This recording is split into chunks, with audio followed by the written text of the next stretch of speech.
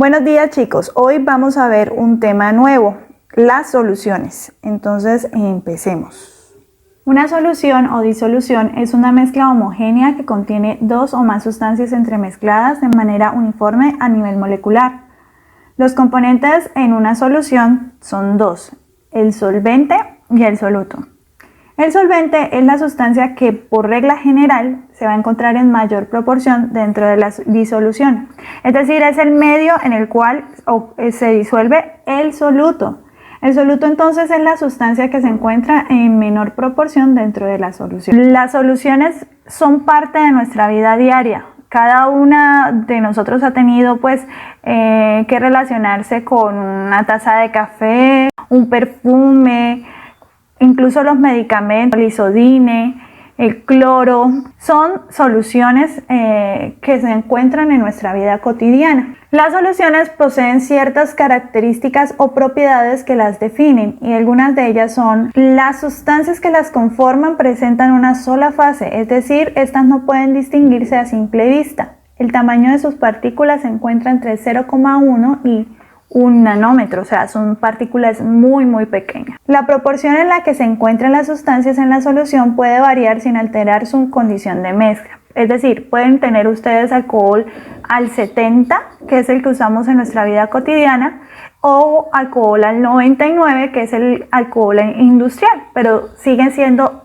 lo mismo, sigue siendo alcohol, solo que uno está menos concentrado que el otro. Las propiedades físicas de una solución son diferentes a las propiedades físicas del soluto y del solvente por separado. Es decir, cuando tomamos el agua y la sal por separado, tienen propiedades físicas diferentes a las de la sal disuelta o el agua salada. Además, las propiedades químicas de las sustancias que constituyen la solución no varían al separarse. Es decir, si yo tengo una taza de agua salada y la separo, dejo que se evapore el agua y quede la sal, el agua va a seguir teniendo las mismas propiedades que tenía antes de ser una solución de agua salada, y la sal lo mismo. Las propiedades químicas no se pierden. Vamos ahora a ver tipos de soluciones químicas. Las soluciones químicas se pueden clasificar según la cantidad de soluto que contienen. Por ejemplo, las soluciones diluidas o insaturadas ocurren cuando la solución contiene una pequeña cantidad de soluto con respecto a la cantidad de solvente. Las soluciones saturadas o concentradas ocurren cuando la cantidad de soluto es la máxima que puede disolverse en el solvente. Y ya vamos a obtener las soluciones sobresaturadas. Ocurren cuando la cantidad de soluto es mayor que de la que puede disolver el solvente, por lo que el soluto en exceso se precipita en el fondo del recipiente. ¿Ustedes alguna vez han intentado preparar una limonada y le echan demasiada azúcar y ven que los granitos de azúcar se decantan o se van hacia el fondo? Eso quiere decir que la limonada quedó sobresaturada de azúcar. Los procesos de disolución o el proceso de disolución se le llama a la mezcla homogénea entre el solvente y el soluto que va a dar lugar a la solución. Puede llevarse a cabo mediante un proceso físico o un proceso químico. Vamos a hablar primero del proceso químico.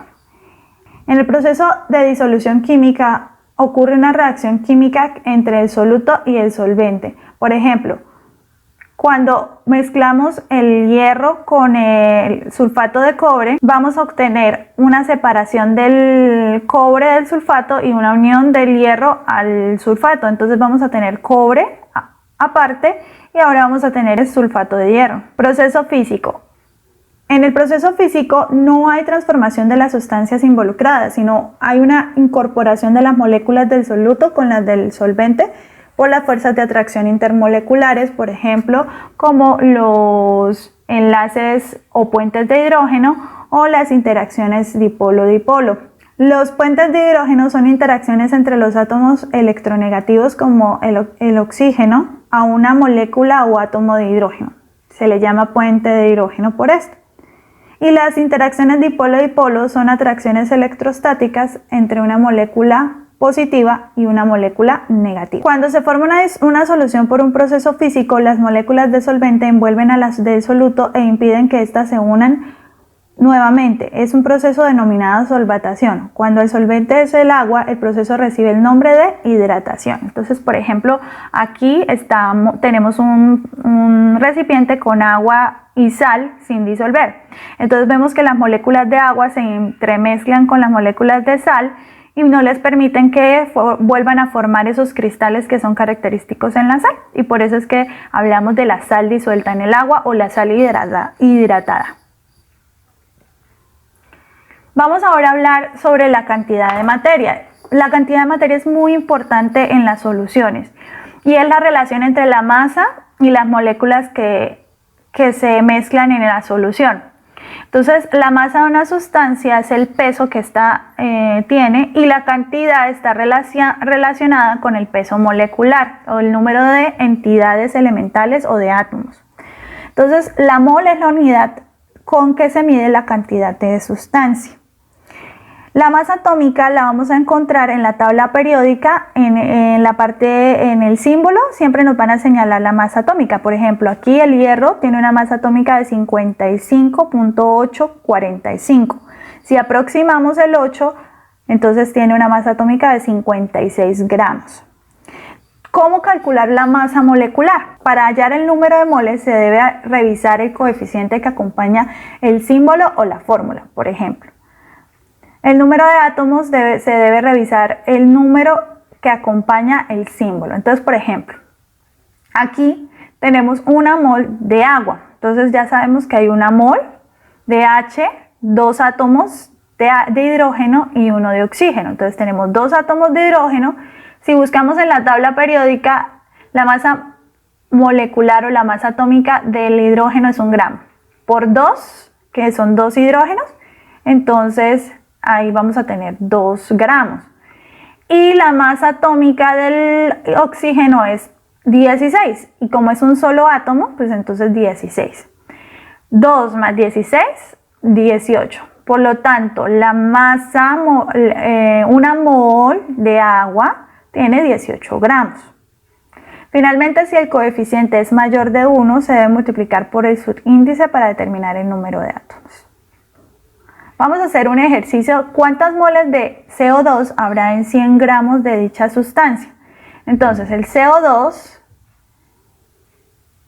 hay un átomo de carbono por 12 gramos por mol, que es la masa atómica del carbono, más 2 átomos de oxígeno por la masa atómica del oxígeno, que es 16. Entonces, 1 por 12, 12. Más 2 por 16, 32. Entonces 12 más 32 igual a 44. Entonces una mol de CO2 es 44 gramos por mol. Ahora vamos a calcular las moles. Entonces, ¿cómo calculo entonces cuántas moles son 100 gramos? Vamos a usar la fórmula. Entonces la masa que estamos hallando sobre el peso molecular. Entonces, 100 gramos sobre 44 gramos por mol, hacemos la división y nos da 2.27 moles. Entonces, 100 gramos de CO2 son 2,27 moles. Bueno chicos, hasta aquí llega el tema de soluciones. Recuerden hacer las actividades asignadas. Nos vemos la próxima clase. Un abrazo.